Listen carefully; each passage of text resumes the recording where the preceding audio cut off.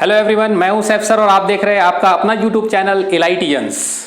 Last video lecture में हमने previous year question paper with solution की सीरीज स्टार्ट की थी, जिसमें 2019 के पेपर से हमने स्टार्ट किया था और टॉपिक था हमारा optics, wave optics and ray optics.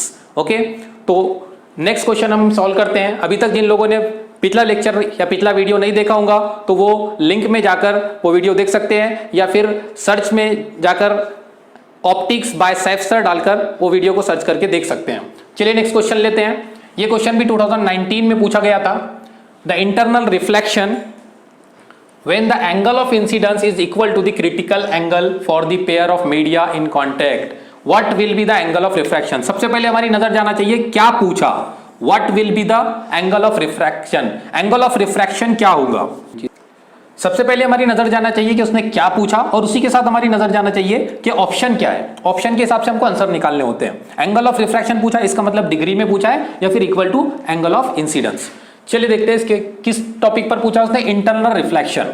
देखो, इससे पहले भी मैं बता चुका हूं कि सिर्फ हमको ए बी सी डी टिक नहीं करना है, इसके साथ साथ जितने इस क्वेश्चन में कंसेप्ट पूछे हुए हैं उसको भी देखना है।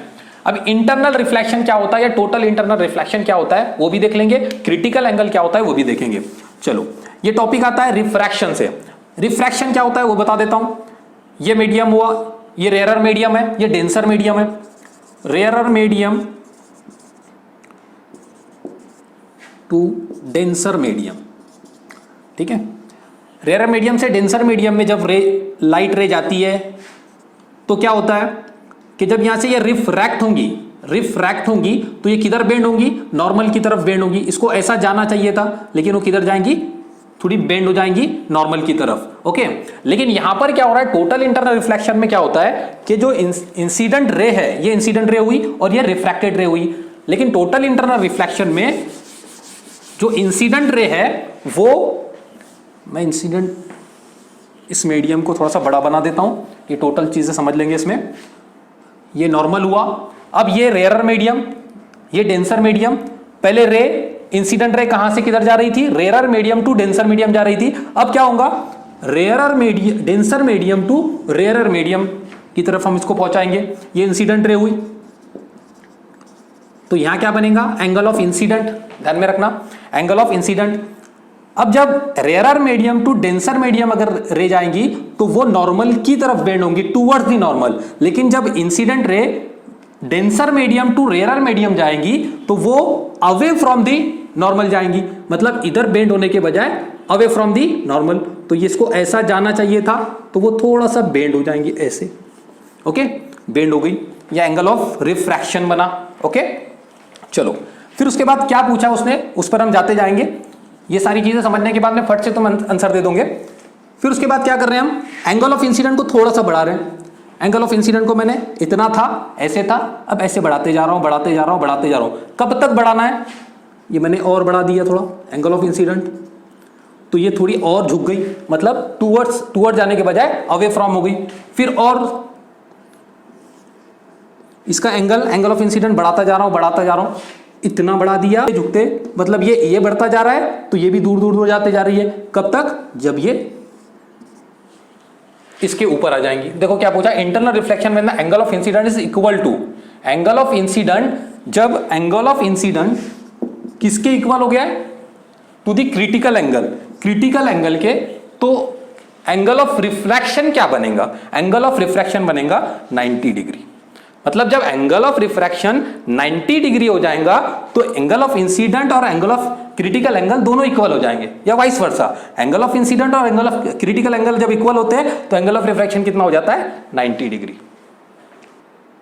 चलो, हमारा आंसर तो आ गया कि यहां पर एंगल ऑफ रिफ्रैक्शन कितना बनेगा, 90 डिग्री। कब बनेगा, जब angle of incident critical angle के बराबर हो जाएगा। लेकिन और एक चीज पढ़ लेते हैं हम, इंटरनल रिफ्लेक्शन। अगर इसके बारे में टोटल इंटरनल रिफ्लेक्शन पूछता है तो क्या आंसर आ सकता है, क्वेश्चन को बदलकर अगर पूछता है, अगर आई को हमने और ग्रेटर कर दिए, मतलब इंसिडेंट एंगल इतना था, फिर और बढ़ा, बढ़ते बढ़ते, मतलब जब इक्वल हो गया और इक्वल के बाद और थोड़ा हमने बढ़ा दिए, मतलब क्रिटिकल एंगल से थोड़ा सा इंसिडेंट एंगल को और बड़ा कर दिए, तो ये यहां क्या हो रहा है, ध्यान में रखना, यहां रिफ्रैक्शन हो रहा है। ये सब जगह ये क्या हो रहा है, रिफ्रैक्शन।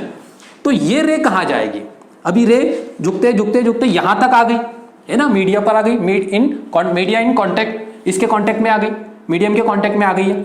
लेकिन अब और बढ़ाने के बाद इसको हमने और ज्यादा बढ़ा दिए, i is greater than c, critical angle से बड़ा कर दिए, तब ये रे कहां जाएगी, तब क्या होगा, यहां पर रिफ्रैक्शन के बजाय रिफ्लेक्शन हो जाएगा। मतलब जब angle of incident is greater than critical angle, then तब क्या होगा, इंसिडेंट रे रिफ्रैक्ट होने के बजाय रिफ्लेक्ट हो जाएंगे। और ये मीडियम कोई मिरर नहीं है, ये रिफ्लेक्टिव मीडियम नहीं है, ये जो मीडियम बना हुआ है ये रिफ्रैक्टिव मीडियम है। लेकिन ये रिफ्लेक्टिव मीडियम कब बनेगा, रिफ्लेक्टेड सरफेस कब बन जाएंगी, जब angle of incident greater than critical angle.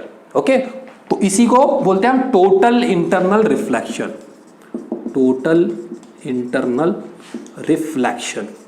कभी पूछ सकता है कि टोटल इंटरनल रिफ्लेक्शन कब होता है, i is greater than, i is equal to critical angle, अलग अलग ऑप्शन देगा, तो ध्यान में रखना जब i is greater than critical angle होगा तब टोटल इंटरनल रिफ्लेक्शन होगा। ओके, और ये भी ध्यान में रखना कि जो सरफेस है वो कोई मिरर नहीं रहेंगी, रिफ्रैक्टिव सरफेस ही होंगे। चलो, इसमें जितने कंसेप्ट पूछे गए, जितने टॉपिक पूछे गए उसके कंसेप्ट क्लियर हो गए। लेकिन एक ही क्वेश्चन के लिए इतना लंबा वीडियो तो नहीं बना सकते हैं, क्योंकि ये इतना बड़ा टॉपिक है कि पूरा एक आधा से पौन घंटा अपने को इसी पर डिस्कस करना पड़ेगा। लेकिन हम ऑप्शन पे डिस्कस करते हैं कि 90 डिग्री, किसी बच्चों को कंफ्यूजन हो सकता है कि सर ये I is equal to C हो रहा है, तो ऑप्शन ये क्यों नहीं है equal to angle of incident. तो यहां क्या पूछा वो देखो, उसने angle of critical angle is equal to incident angle नहीं पूछा, उसने पूछा what will be the angle of refraction.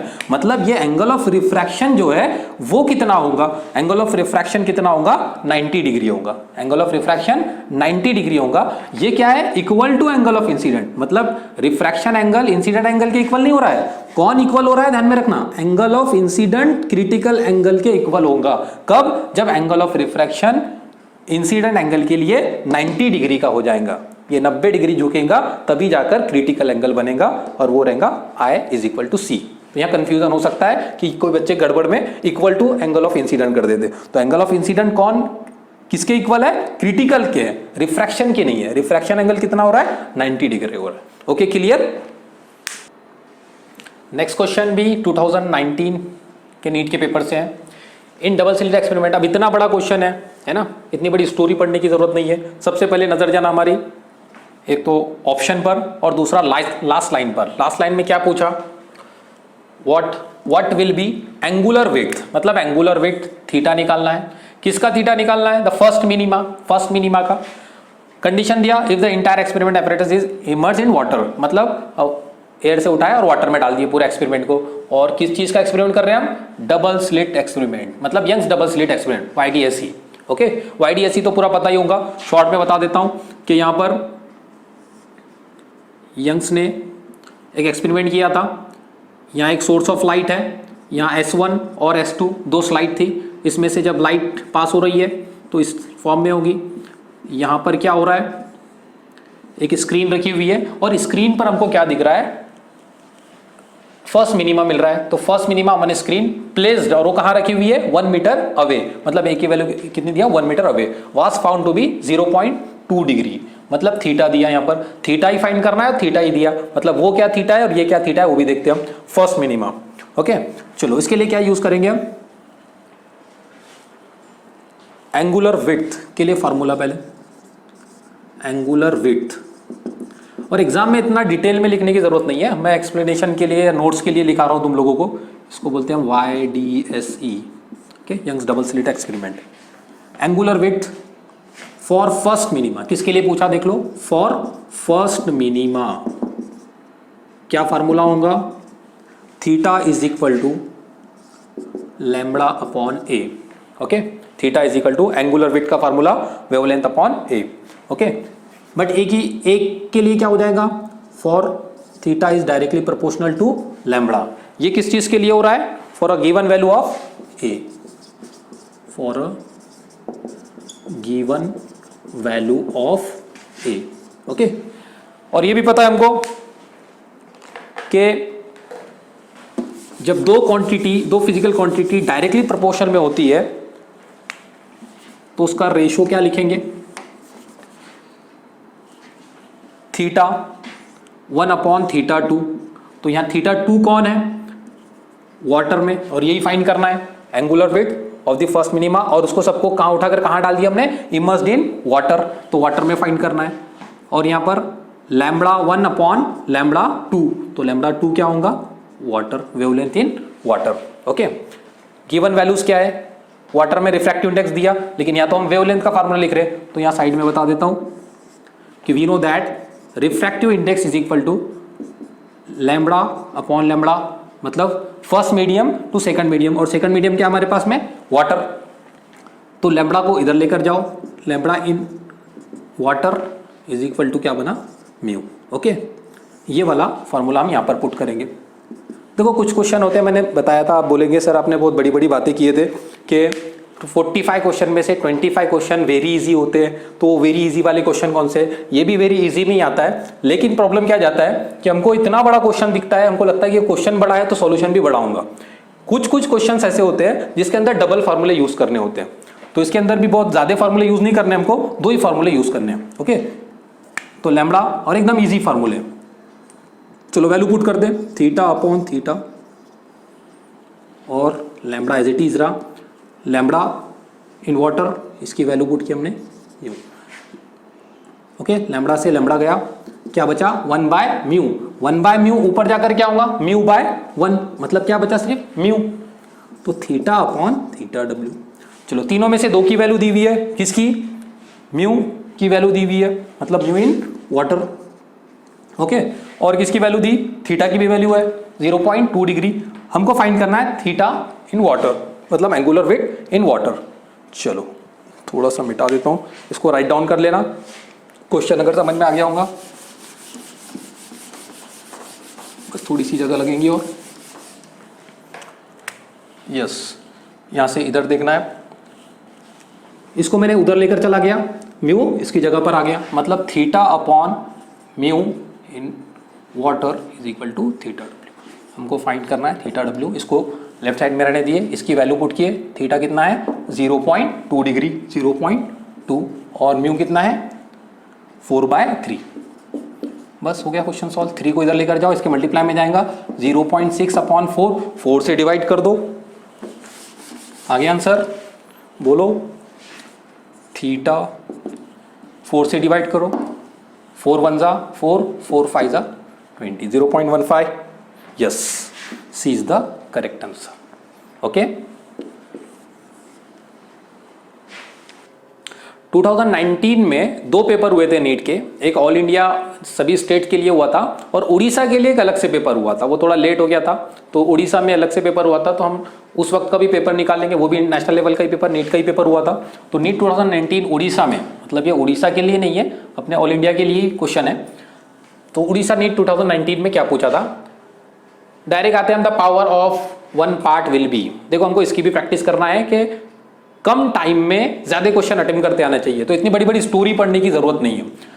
The power of 1 part will be, power पूछा, पावर कितना होगा, ठीक है। अब आ जाते हैं स्टोरी पर, अगर इस तरह से कुछ समझ नहीं आ रहा है ऑप्शन से, तो फिर स्टोरी क्या बोलती है देखते हैं। एंड इक्वी कन्वेक्स, तो हमको पहले इक्वी कन्वेक्स पता होना चाहिए। इक्वी कन्वेक्स लेंस कौन सी होती है, इक्वी कन्वेक्स लेंस, चलो वो बता देता हूं। इक्वी कन्वेक्स लेंस एक्चुअली होती कैसी है,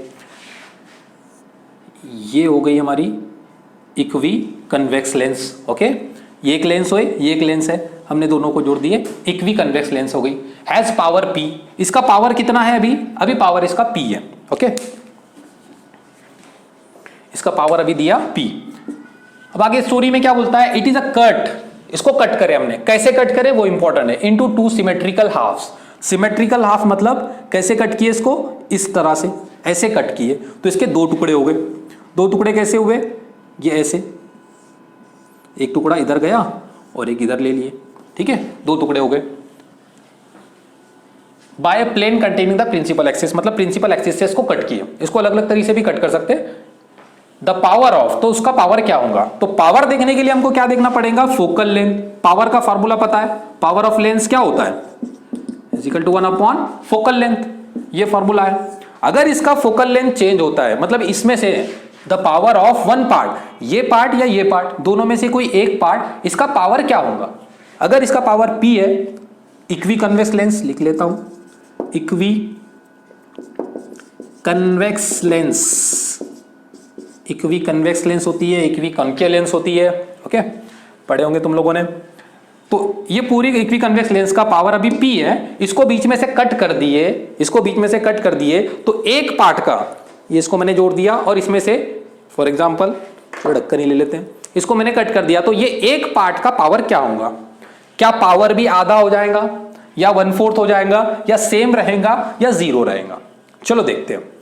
अगर इसका फोकल लेंथ, अभी इसका फोकल लेंथ कितना है? f है, ठीक है।